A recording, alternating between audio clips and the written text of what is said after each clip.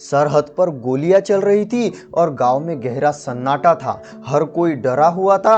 कुछ लोगों को डर था युद्ध का, तो कुछ लोगों को अपने बेटों की फिक्र थी और कुछ अपने परिवारों की सुरक्षा को लेकर चिंतित थे। लेकिन एक लड़का था 17 साल का, जिसका नाम स्वराज था। उसके पापा फौज में थे और वह अभी सरहद पर ड्यूटी कर रहे थे। लेकिन स्वराज एक सैनिक का बेटा होते हुए भी डर से कांप रहा था, क्योंकि गांव में बातें ही वैसी चल रही थी। एक रात जब स्वराज अपने कमरे में अकेला बैठा था, तो उसने अपने पापा का खत पढ़ा, जो कि उस दिन सुबह ही उसके घर पोस्टमैन ने दिया था। खत में लिखा था, अगर मैं बॉर्डर पर हूँ और देश के लिए लड़ रहा हूँ, तो तुम गांव में लोगों का हौसला बनाए रखना, अफवाहों को रोकने की कोशिश करना, लोगों के दिलों से डर को हटाने की कोशिश करना, उनको एकजुट करके गांव के हित में कदम उठाने की कोशिश करना। यह पढ़कर स्वराज गहरी सोच में डूब गया। मैं 17 साल का छोटा सा लड़का, और मैं कर भी क्या सकता हूँ। यह सोचते हुए उसकी पूरी रात गुजर गई,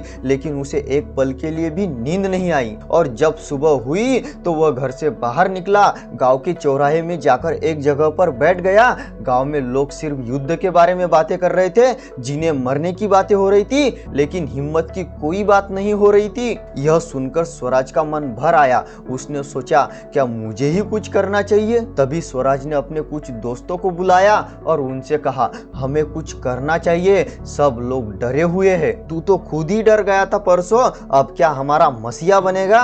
यह कहते हुए एक दोस्त ने स्वराज का मजाक उड़ाया, लेकिन स्वराज आगे बोला, मेरे पापा बॉर्डर पर अकेले खड़े हैं, क्या हम यहाँ सब मिलकर भी कुछ नहीं कर सकते। उसके दोस्त कुछ पल के लिए चुप हो गए।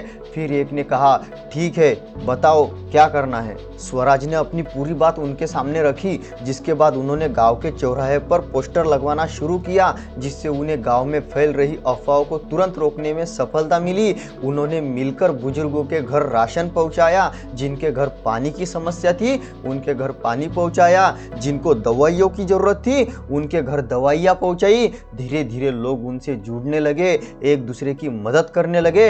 एक दोस्त ने स्वराज से कहा, तूने अच्छा किया, हम सबको झकझोर दिया। स्वराज बोला, मैंने कुछ बड़ा नहीं किया, बस वही किया जो मुझे सही लगा, और जिसके बाद पूरा गांव मेरे साथ जुट गया। लेकिन समय बीत रहा था और सरहद पर युद्ध लगातार चल रहा था। युद्ध रुकने की कोई खबर नहीं आ रही थी। स्वराज अब रोज कुछ न कुछ कर रहा था, किसी को समझा रहा था, बच्चों को पढ़ाई के लिए मोटिवेट कर रहा था। गांव में अब डर की बातें नहीं हो रही थी, हर कोई कुछ न कुछ अच्छा करने की कोशिश कर रहा था। लेकिन स्वराज का दिल एक सवाल से भरा हुआ था, क्या मेरे पापा ठीक भी है, क्या उनसे मेरी मुलाकात भी होगी, या फिर वह कभी घर वापस।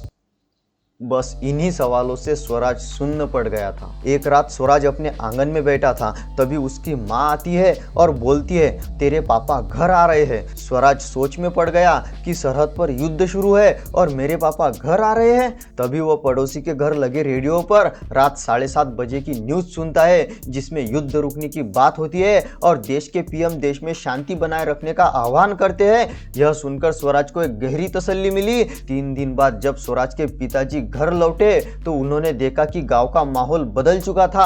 अफवाहें बंद हो चुकी थी, बच्चे स्कूल जा रहे थे, गली मोहल्ले में साफ सफाई हो रही थी। पिताजी ने स्वराज से पूछा, ये सब किसने किया। स्वराज मुस्कुराया और कुछ नहीं बोला। उसके पापा समझ चुके थे। पापा ने उसका कंधा थपथपाया और कहा, तू अब सिर्फ मेरा बेटा नहीं रहा, तू इस गांव की हिम्मत बन गया है और यह गांव तेरी जिम्मेदारी। स्वराज की आंखों में आंसू थे, लेकिन इस बार डर के नहीं बल्कि जिम्मेदारी के थे। स्वराज का कदम तो सिर्फ एक शुरुआत थी। आज हमें देश के हर शहर, हर गांव, हर गली, हर मोहल्ले, हर घर में ऐसे स्वराज की जरूरत है जो डर के सामने खड़ा हो और सबको एकजुट करके देश के हित में कार्य करता रहे। स्वराज ने जो किया वह देश के हर युवा का कर्तव्य है। स्वराज ने वही किया जो उसे सही लगा, और यही वह बात है जो हम सब कर सकते हैं। अब वक्त है खुद से सवाल करने का। अगर तुम स्वराज के जगह जगह पर होते तो क्या करते? क्या तुम खुद युद्ध से डरते या फिर स्वराज की तरह लोगों की हिम्मत बनकर अपने गांव को संभालते? कमेंट करके जरूर बताओ। और हाँ, सिर्फ खुद के लिए नहीं बल्कि अपने समाज के लिए भी कुछ करना सीख लो। तो चलिए, मैं सूरज वंशज यूट्यूब चैनल से आपके उलझे हुए जिंदगी को सुलझाने की कोशिश करता रहूंगा। बस आप साथ में खड़े रहने की तैयारी रखना और इस कहानी को शेयर करके अपने देश के हर युवा तक यह वीडियो पहुंचाना, ताकि वह भी अपनी जिम्मेदारी समझ सके। चलिए तो फिर मिलते हैं नेक्स्ट वीडियो में, तब तक के लिए बाय बाय।